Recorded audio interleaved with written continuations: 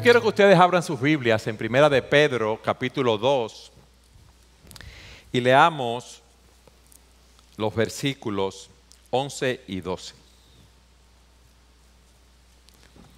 Primera de Pedro 2, 11 y 12. Amados, os ruego como extranjeros y peregrinos que os abstengáis de las pasiones carnales que combaten contra el alma. Mantened entre los gentiles una conducta irreprochable, a fin de que en aquello que os calumnian como malhechores, ellos, por razón de vuestras buenas obras, al considerarlas, glorifiquen a Dios en el día de la visitación. Pedro escribe esto a hermanos que estaban siendo perseguidos, que no estaban en sus hogares, personas que estaban viviendo un tiempo sumamente difícil. Se dice que Nerón, en su deseo enfermizo por construir grandes obras, había incendiado la ciudad de Roma, porque para construir lo que él quería, él tenía que destruir lo que existía, como dice el pastor John MacArthur. Y eso había traído un problema en la cultura romana, que estaba devastada. El pueblo, en cierto sentido, estaba sumamente desanimado, porque habían desaparecido los elementos religiosos, habían sido destruidos templos, reliquias, y eso hacía creer a ellos que sus dioses no eran lo suficientemente capaces de lidiar con esas situaciones que se estaban presentando. Muchas personas habían perdido sus casas, habían perdido las esperanzas, habían muerto muchas personas también, y adivinen a quién él culpa para poder salir de esa situación. ¿A quién era culpa? A los cristianos, que eran vistos como personas hostiles a la cultura, que no participaban de las mismas creencias de ellos, y se esparce esta idea de que ellos habían sido los culpables de esta situación. Imagínense, esos creyentes a quienes se dirigen esta carta están sufriendo esa persecución, y eso lo vemos a través de toda la epístola de Primera de Pedro. Si ustedes van al capítulo 4, a partir del versículo 12, él les dice a los hermanos: amados, no os sorprendáis del fuego de prueba que en medio de vosotros ha venido para probaros, como si alguna cosa extraña os estuviera aconteciendo. Antes bien, en la medida en que compartís los padecimientos de Cristo, regocijaos, para que también en la revelación de su gloria os regocijéis con gran alegría. Si sois vituperados por el nombre de Cristo, dichosos sois. Él los está preparando, diciéndole acerca de esto. Él les está enseñando en esta carta cómo vivir vidas victoriosas en medio de esa hostilidad, sin perder la esperanza, sin amargarse, que vivieran confiando en el Señor mientras esperaban su segunda venida. Él quería, el apóstol Pedro, que sus lectores entendieran que la vida nuestra aquí es una vida de peregrinos, y que a pesar de las persecuciones que ellos estaban sufriendo, ellos podían llevar una vida obediente y victoriosa bajo la aflicción, de tal manera, como veremos, que podían evangelizar a las personas que se encontraban a su alrededor. Y yo lo que quiero es que nosotros veamos en esta tarde lo que es la vida de un peregrino, y veamos algunos elementos que son esenciales para nosotros vivir como peregrinos.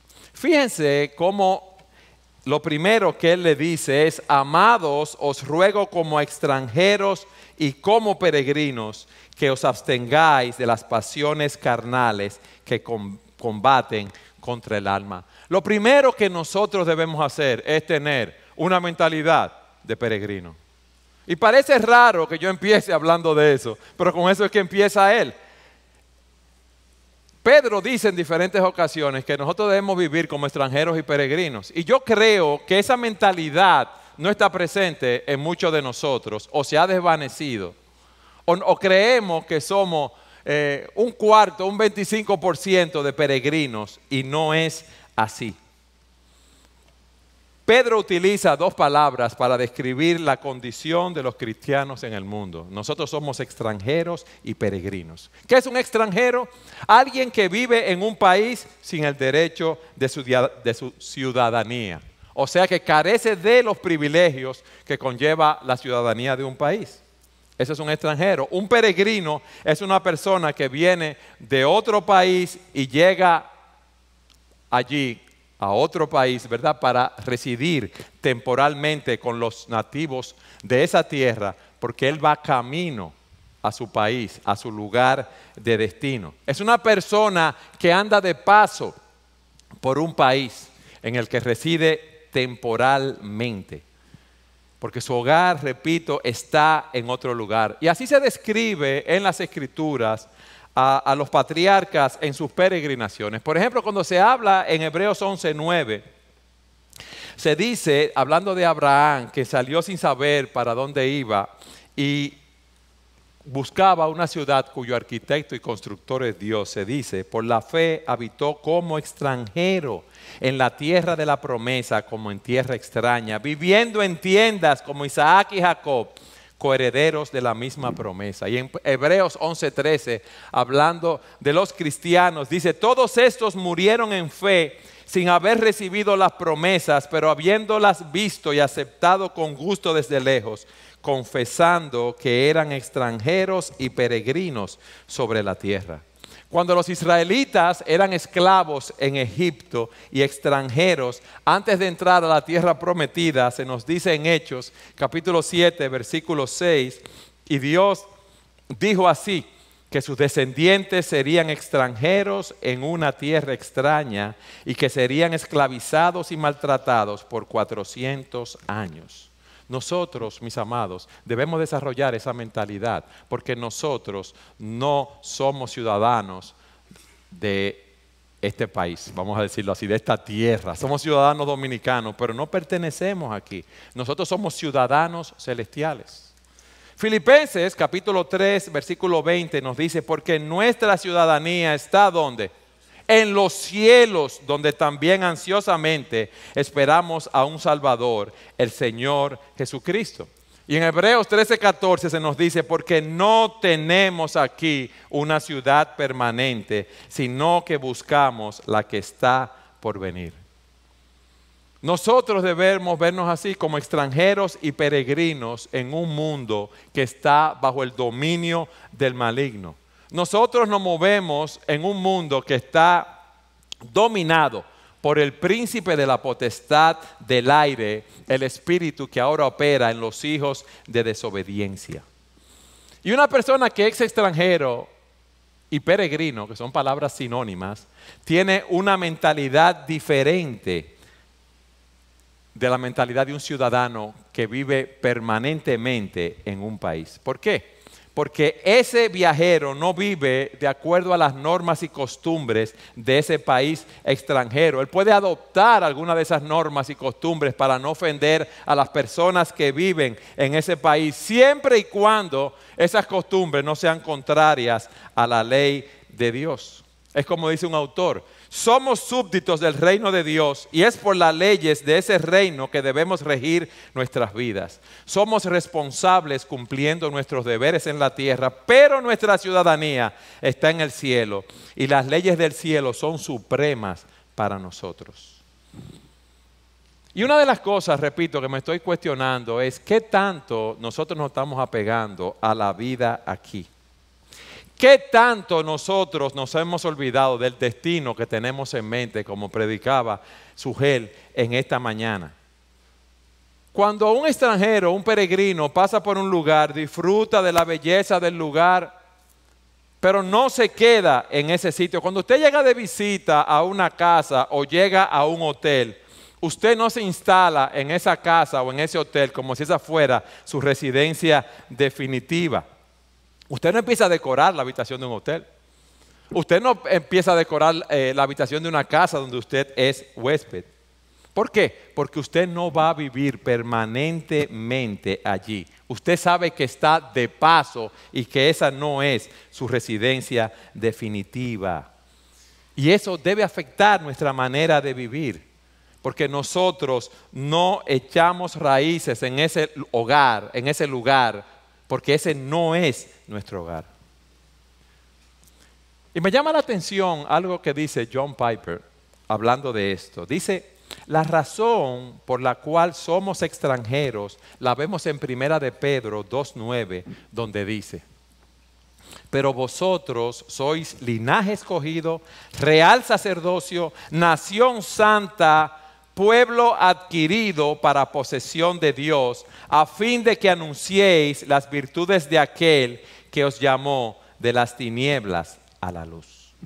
Nosotros pertenecemos a Dios, no al mundo.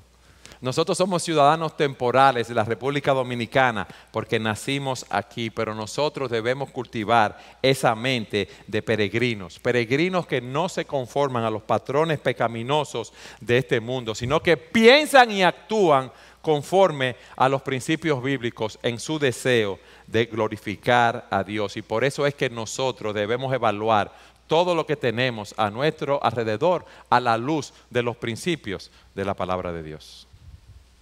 Ethan y Aileen están en Medio Oriente porque ellos saben que son extranjeros y peregrinos. Ellos saben que ellos no son ni ciudadanos americanos ni ciudadanos dominicanos en el sentido que estoy hablando, sino que son ciudadanos celestiales. Y están haciendo la obra que Dios los mandó a hacer. Nosotros, mis amados, por eso debemos tener esa mentalidad. Porque, repito, creo que la hemos perdido. Y el texto nos enseña, como vamos a ver, que como peregrinos nosotros estamos librando una batalla en dos frentes. Estamos librando una batalla con nuestros deseos pecaminosos y una batalla por la gloria de Dios.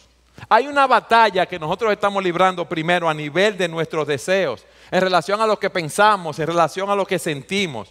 Y luego una batalla en relación a lo que hacemos, en relación a nuestra conducta, nuestro comportamiento. Como vamos a ver en el versículo 11 se nos dice que nos abstengamos de las pasiones carnales que combaten contra el alma. Y en el versículo 12 se nos dice que mantengamos una conducta irreprochable para que los gentiles, al ver nuestras buenas obras, al ver nuestro comportamiento, al ver nuestro modo de vida, glorifiquen a Dios. Pero hay otro ingrediente en el texto que a mí me llamó mucho la atención. Si nuestro comportamiento, si nuestra conducta, si nuestro testimonio, si nuestro estilo de vida no surge del deseo piadoso de glorificar el nombre de Dios, entonces estamos haciendo unos hipócritas, nos estamos convirtiendo en unos legalistas. Fíjense lo que dice el Señor en Mateo 23:25. Ay de vosotros, escribas y fariseos, hipócritas, porque limpiáis el exterior del vaso y del plato, pero por dentro están llenos de robo y de desenfreno. No están haciendo nada bueno en ese sentido. Fíjense algo, hermanos. No solamente debemos tener esa mente de peregrinos, sino que eso debe surgir de nuestro deseo de exaltar el nombre de Dios. Y por eso empezamos diciendo que debemos adoptar esa mentalidad de un extranjero, de un peregrino en esta tierra. Pero hay algo más que nosotros debemos hacer como peregrinos, una segunda característica. Nosotros debemos pelear la guerra contra los deseos carnales. Fíjense lo que dice el texto. Vamos allí nuevamente. Amados, os ruego como extranjeros y peregrinos que os abstengáis de las pasiones carnales que combaten contra el alma. Nosotros estamos en guerra, hermanos. Nosotros tenemos una guerra 24 horas al día, 7 días a la semana. No estamos luchando una batalla, no, es una guerra que dura toda la vida. ¿Por qué? Porque si cedemos a esos deseos nos van a esclavizar y nos van a afectar. Cuando un militar está en una zona de guerra, si está de servicio, siempre debe tener puesto el chaleco antibalas y el casco.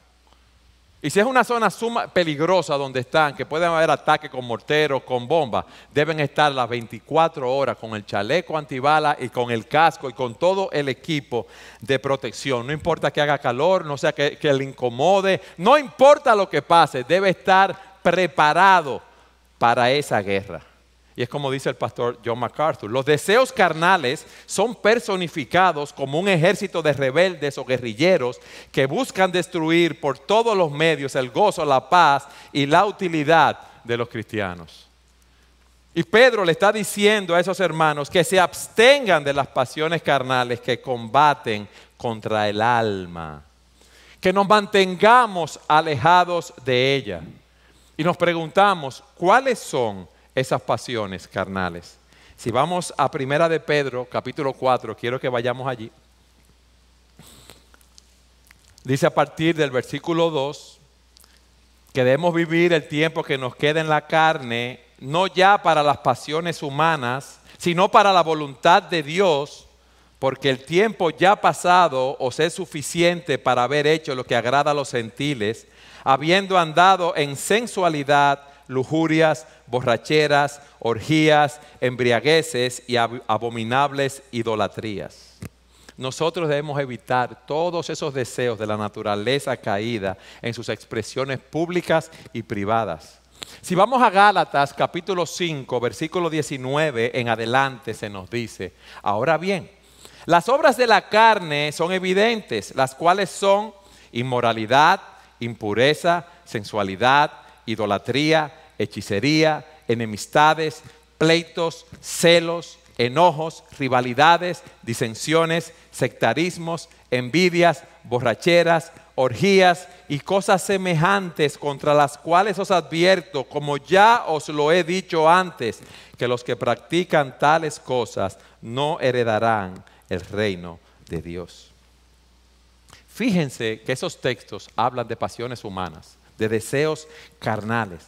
No se limitan a los pecados sexuales, sino a todos los pecados. Esa es la persona que vive para sí misma. Es la persona que está buscando continuamente una autogratificación y quiere conseguirla en la búsqueda del poder, del placer, de la riqueza, que todo lo que hace es para satisfacerse. Todo lo que hace es para promoverse a sí mismo, para protegerse, como dicen los americanos, me, myself and I, yo y yo. Eso es esa persona. Y Pedro le está diciendo, miren, ustedes están en guerra. Ustedes tienen una guerra contra esos deseos. ¿Y ustedes saben qué? Esos deseos combaten contra el alma. Ese es el sitio donde esos deseos se originan, en nuestro ser interior. Nuestra batalla, como dice un autor, no es contra las personas que nos rodean. Mis amados, nuestra batalla es con nuestras pasiones que están dentro de nosotros.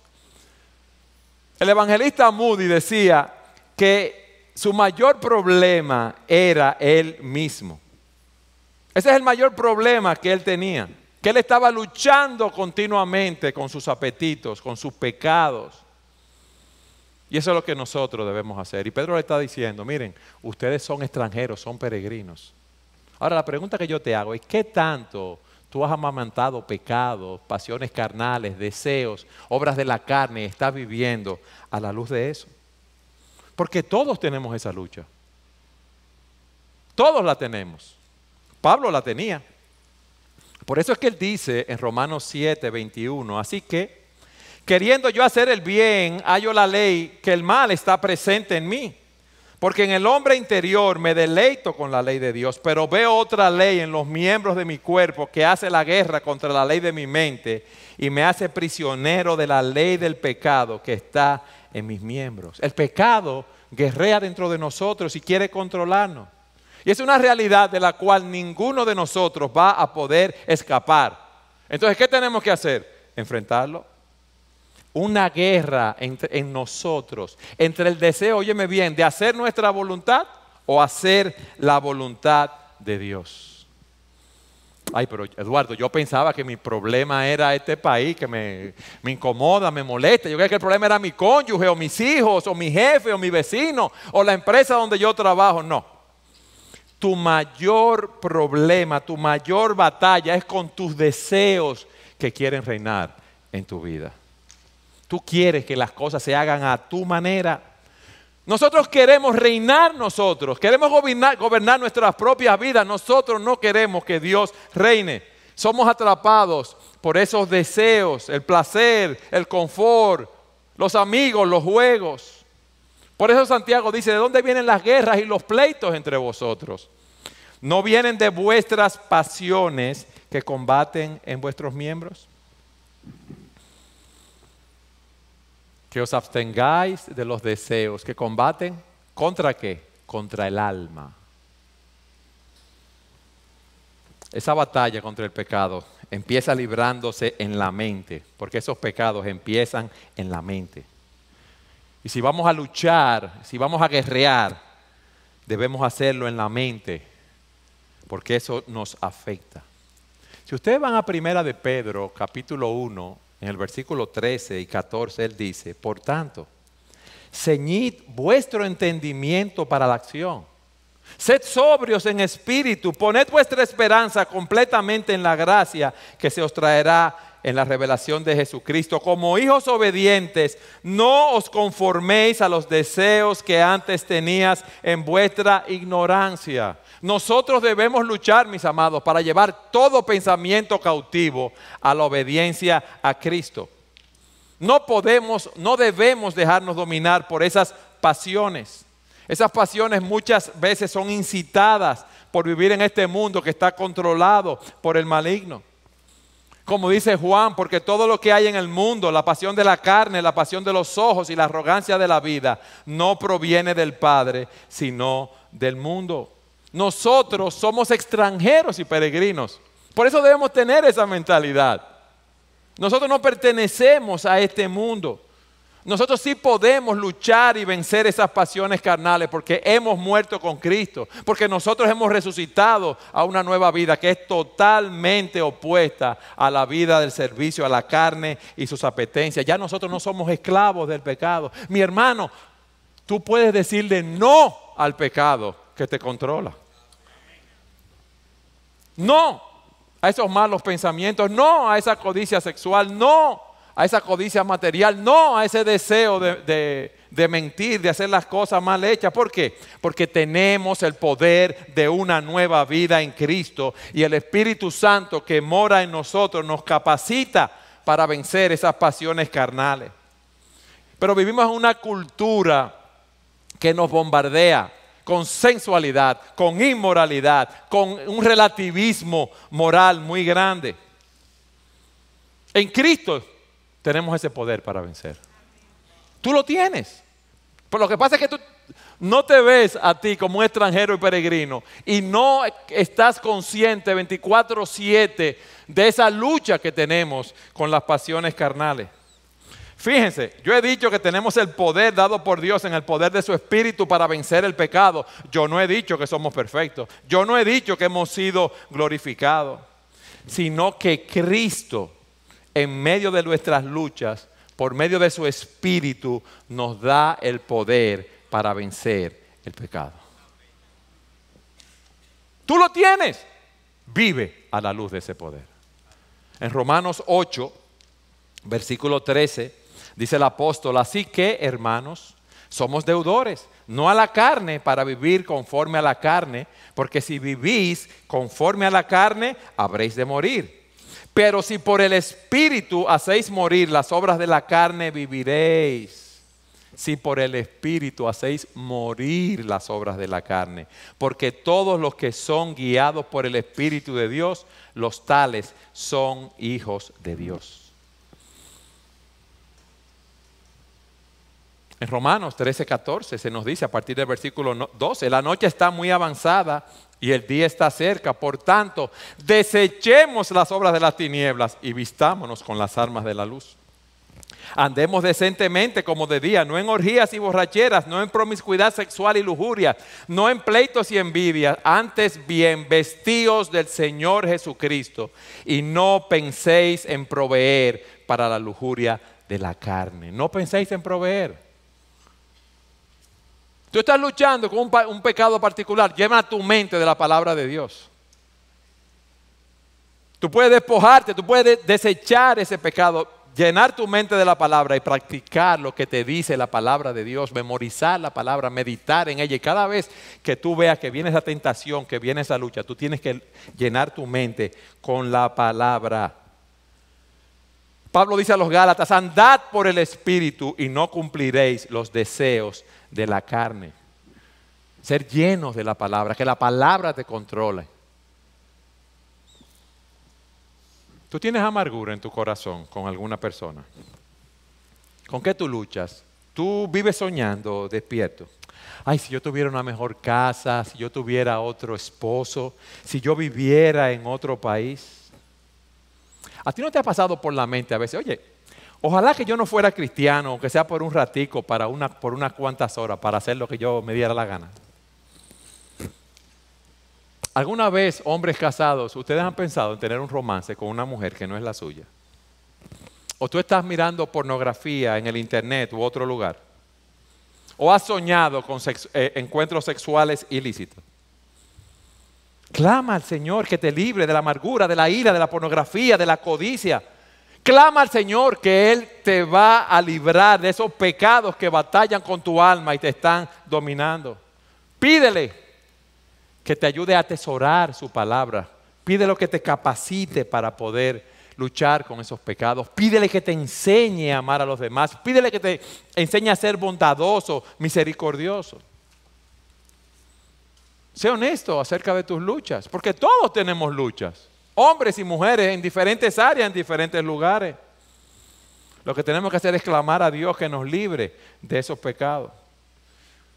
Debemos buscar a un hermano maduro, con quien podamos compartir nuestras luchas, nuestras resoluciones, para que nos ayude orando, para que nos supervise. El punto es que tú no puedes dejar de luchar, porque ya la victoria nuestra, Cristo la ganó en la cruz del Calvario. Óyeme bien, ya está ganado. Nosotros tenemos que hacer nuestra parte. Y vamos a pasar toda nuestra vida hasta que lleguemos al cielo luchando con diferentes pecados, con diferentes pasiones, con diferentes deseos carnales. De esa batalla no hay alivio mientras estemos en este cuerpo de muerte, de carne. Pero con la ayuda de Dios, tú y yo podemos ser sustancialmente cambiados y por la gracia de Dios podemos luchar y ganar esta batalla. Tú tienes que hacer tu parte. Esta es una lucha donde yo tengo que estar activo utilizando los recursos que Dios me ha dado. Entonces, ¿qué es lo primero que yo debo tener? ¿Qué hemos visto? Una mente de peregrino. Yo no soy ciudadano de aquí, yo voy camino al cielo. ¿Qué es lo segundo que yo debo ver? Yo estoy en un combate contra las pasiones. En un combate, en una guerra a muerte que va a durar toda la vida con esas pasiones que combaten contra el alma. En tercer lugar, miren lo que nos dice el versículo 12. Yo debo mantener una conducta, un estilo de vida que dé gloria a Dios. Versículo 12.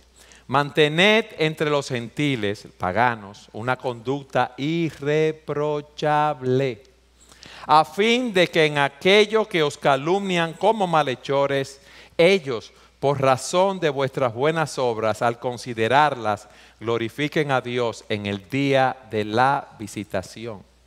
Mantengan una conducta ejemplar. Mantengan una conducta hermosa, atractiva. Dios quiere que nosotros seamos un vivo testimonio de su amor y de su misericordia para los pecadores. Porque a través de nuestras vidas, óyeme bien, a través de nuestro testimonio, Él llama a otros a sí mismo. Y nuestras vidas deben estar caracterizadas por las buenas obras. Porque aunque las personas que están a nuestro alrededor, aunque te dicen que no creen y cuando le predicamos no nos hacen caso muchas veces, nos están observando. Nosotros vivimos en casas de vidrio, de cristal, donde se ve el interior. Para ellos, estamos en exhibición. Ellos observan nuestra conducta, nuestras obras, nuestras palabras. Ellos lo evalúan, todas las cosas que nosotros hacemos. ¿Cómo tú reaccionas ante ciertas situaciones? Cuando somos tropiezos para otros. Las buenas acciones que tú haces, las malas acciones que tú haces. Ellos están viendo cómo tú reaccionas en el trabajo a las diferentes situaciones que se presentan. Si tú estás criticando a los demás, si tú no estás trabajando, si tú estás criticando a tu jefe. Ellos ven cómo tú hablas, perdón. Ellos ven también cómo nosotros enfrentamos los problemas de esta vida. En el trabajo, con nuestros hijos, en el medio donde nos desenvolvemos. Ellos ven cómo nosotros tratamos a nuestras familias, a nuestras esposas, a nuestros hijos. Nuestras vidas están ahí. Y Él está diciendo que nosotros debemos mantener una conducta irreprochable. Pero fíjense lo que dice el texto, vamos allí. A fin de que en aquello que os calumnian como malhechores, ellos por razón de vuestras buenas obras, al considerarlas, glorifiquen a Dios en el día de la visitación. No te sorprendas cuando te ataquen injustamente. Tú puedes dar el mejor testimonio del mundo y eso no significa que las personas que están a tu alrededor se van a convertir al Señor inmediatamente. Aquí dice que nos van a calumniar y cuando nos calumnia es cuando hablan mentiras y difamaciones acerca de nosotros. Nos acusan de haber hecho mal cuando estamos haciendo las cosas bien. Los cristianos primitivos fueron acusados de muchas cosas, entonces nosotros no nos vamos a librar de eso. Cuando en la cena del Señor se hablaba de comer el cuerpo del Señor y beber su sangre, ¿de qué acusaron a los cristianos? De caníbales. Se amaban entre sí y los acusaron de incesto. Creían en un Dios soberano que era invisible y los acusaron de ateos. No juraban fidelidad al César, los acusaron de traición. Los acusaron de inmoralidad y probablemente era por el ósculo, el beso santo. Hermanos, nosotros vamos a ser acusados. A pesar de que tengamos la mejor conducta. Ahora, oye una cosa. Aquí estamos diciendo que te van a calumniar haciendo tú las cosas bien. Porque si te calumnian haciendo tú las cosas mal, entonces tú eres que está trayendo oprobio al nombre de Cristo. El punto es que cuando te calumnien haciendo el bien, tú debes dar un buen testimonio. Tú debes mantener un estilo de vida que dé gloria a Dios. Y fíjate cuál es el punto. Un estilo de vida que viene fruto de que tú quieres glorificar el nombre de Dios. Que tú te estás absteniendo de esos deseos carnales que combaten contra el alma porque tú quieres glorificar el nombre de Dios. Tú quieres que Jesucristo sea exaltado. Tú no lo estás haciendo para que los demás te vean y vean lo piadoso que tú eres. No. Dios y su gloria. Eso es lo que estamos buscando aquí. Y en cuarto lugar, recuerda que hay un día de visitación. Ellos, por razón de vuestras buenas obras, al considerarlas, glorifiquen a Dios en el día de la visitación. Nuestra manera de vivir como cristianos refleja al Dios que decimos conocer y al Dios que decimos servir. Y qué bueno es que las personas a nuestro alrededor vean nuestras buenas obras y glorifiquen el nombre de Dios en el día de la visitación. Aquí hay dos puntos de vista de los muchos que pueden haber. Leo de Kistemaker. Hay quienes dicen que la frase el día que nos visite se refiere al último día de nuestra era cuando Dios juzgará a todos. Pero difícilmente podemos esperar que los incrédulos glorifiquen a Dios el día en que reciban su condenación. Ya ese día lo van a tener que hacer obligatoriamente. En segundo lugar, otros opinan que la visitación de Dios es una visitación de gracia y misericordia mediante la cual los no cristianos aceptan la oferta de salvación y glorifican a Dios con gratitud. Y dice él, este punto de vista parece ofrecer la mejor interpretación, ya que entonces la expresión glorifique a Dios tiene sentido. Pedro nos da en ese texto esas 4 características de la vida de un peregrino. Y le dice a esas personas que estaban viviendo bajo esa persecución que ellos deben actuar así. Y miren algo, esas personas cuando lo buscaban y lo encontraban no era para darle consejo, era para matarlos, era para ponerlos en la cárcel, era para dividir las familias.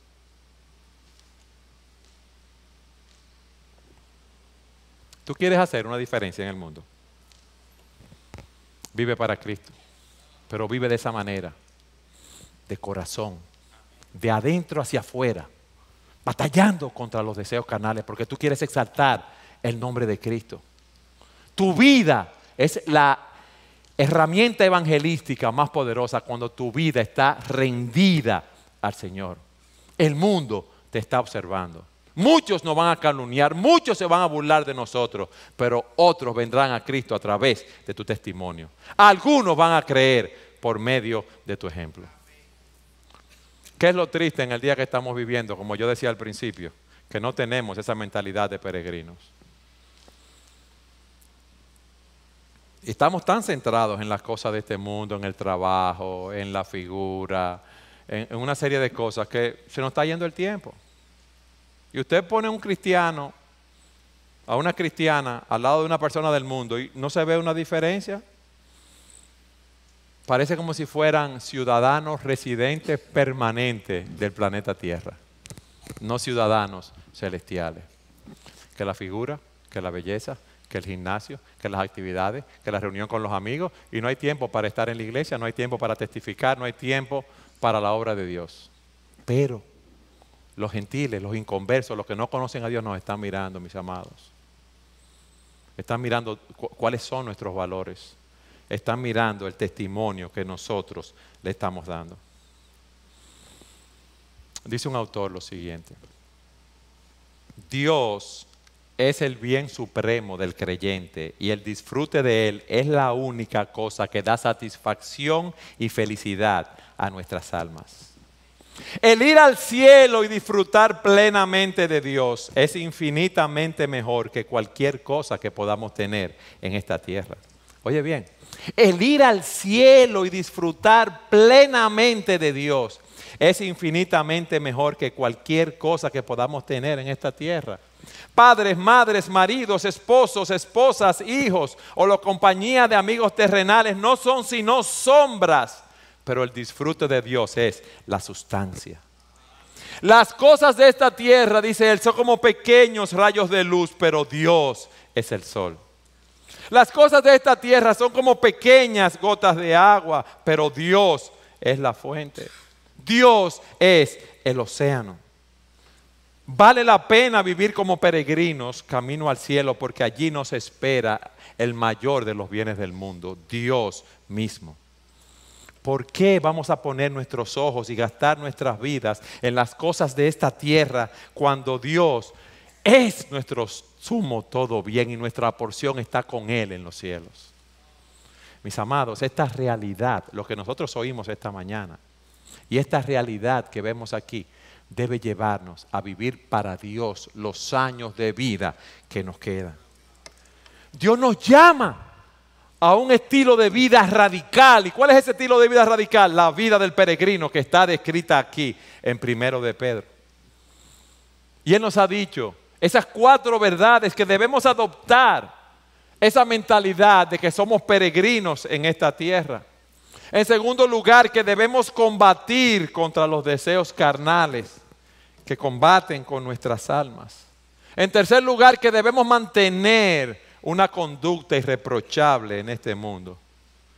Y en cuarto lugar, que debemos recordar una realidad: hay un día de la visitación de Dios, ya sea para juicio o para salvación a aquellos que le estamos predicando la palabra. Mis hermanos, Dios ha puesto la eternidad delante de nuestros ojos. ¿Qué vamos a hacer nosotros? ¿Vamos a seguir jugando con las cosas del mundo? ¿O vamos a hacer la labor para la cual Cristo nos llamó a salvación? Vamos a hacer la labor para la cual Él nos ha capacitado para trabajar en la expansión del reino de Dios. Ustedes se imaginan todos los miembros de Iglesia Bíblica del Señor Jesucristo con una mentalidad de peregrino. ¡Wow! Sería algo grandioso. Explota el país, explota América Latina, porque vamos a estar buscando a Cristo y su gloria y nada más.